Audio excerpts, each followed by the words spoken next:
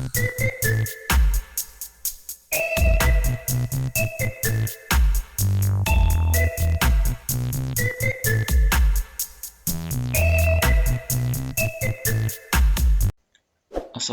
warahmatullahi wabarakatuh. Jumpa lagi di channel Profesor KW. Pada video kali ini kita akan membahas bagaimana cara melakukan uji multikolineritas dengan metode tolerance dan juga variance inflation factor ataupun VIF. Nah, metode ini sendiri merupakan metode terakhir untuk uji multikolineritas di channel Profesor KW.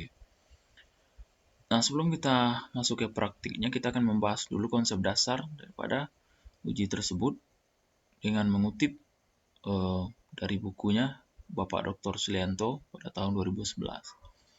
Nah, uji ini dilakukan dengan melihat nilai tolerance dan juga variance inflation factor dari masing-masing variabel bebas terhadap variabel terikatnya.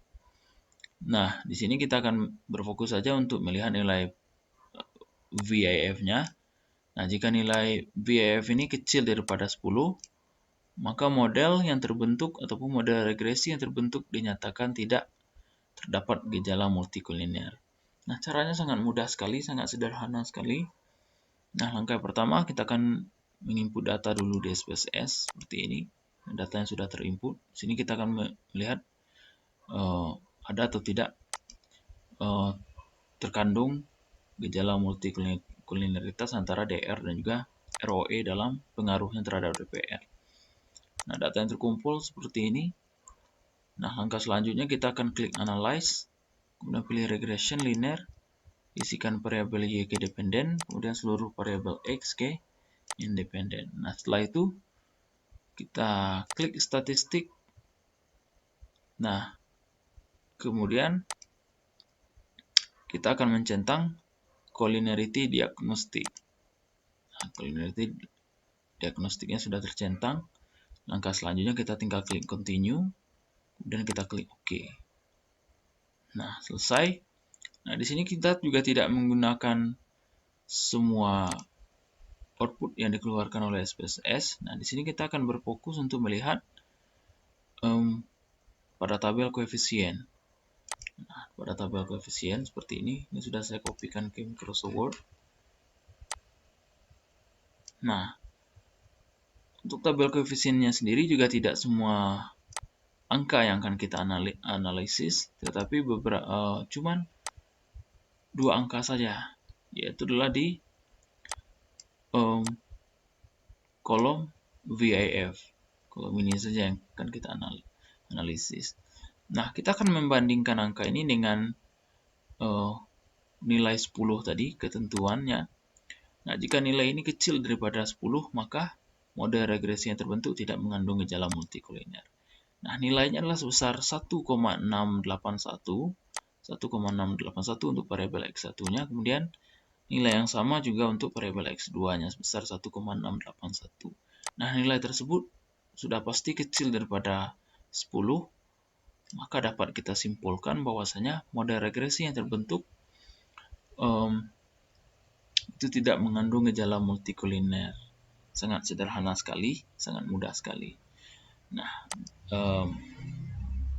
contoh soal yang kita gunakan juga kita gunakan untuk metode yang sebelumnya. Nah, dari 5 metode yang sudah kita uji, ternyata cuma metode korelasi parsial saja yang mengandung gejala multikoliner. Nah, oleh karena itu tidak disarankan dengan menggunakan metode korelasi parsial. Nah, kita bisa menggunakan metode ini atau metode-metode yang lainnya dari 5 pilihan metode. Nah, selanjutnya kita akan membahas konsekuensi dan juga bagaimana cara mengatasi jika terjadinya pelanggaran multikolineritas dalam model regresi yang terbentuk. Nah, pertama konsekuensinya sendiri. Nah, jika terjadi gejala multikolineritas di model regresi, apa efeknya? Nah, konsekuensinya sendiri adalah yang pertama, dikatakan di sini penaksir kuadrat terkecil tidak bisa ditentukan, meskipun hasil estimasi yang dihasilkan masih base linear unbiased estimator.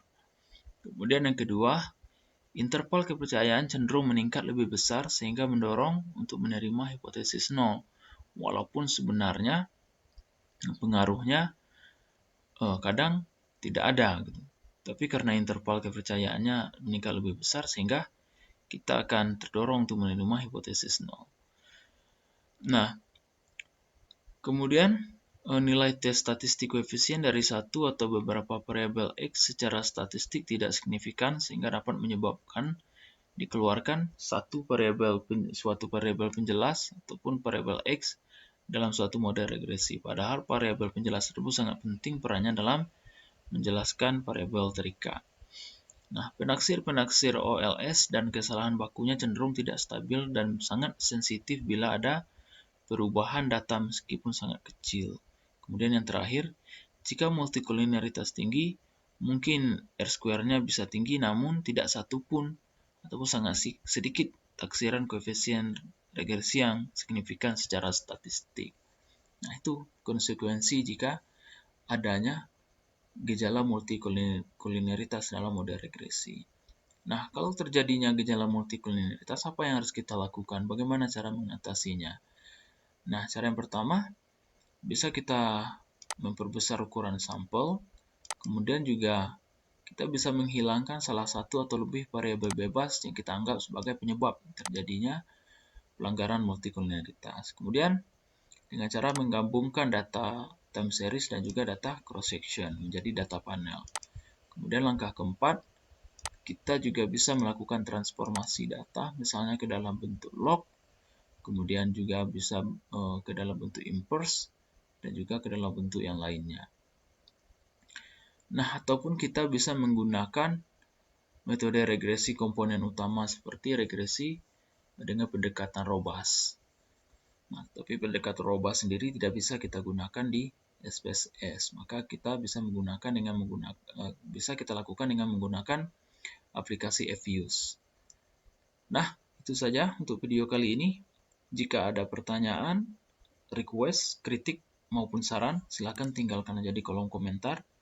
Dukung terus channel ini dengan cara subscribe, kemudian bagi ke teman-teman yang lainnya yang sedang penelitian, kemudian juga ke teman-teman yang membutuhkannya. Sampai jumpa lagi di video selanjutnya. Wassalamualaikum warahmatullahi wabarakatuh.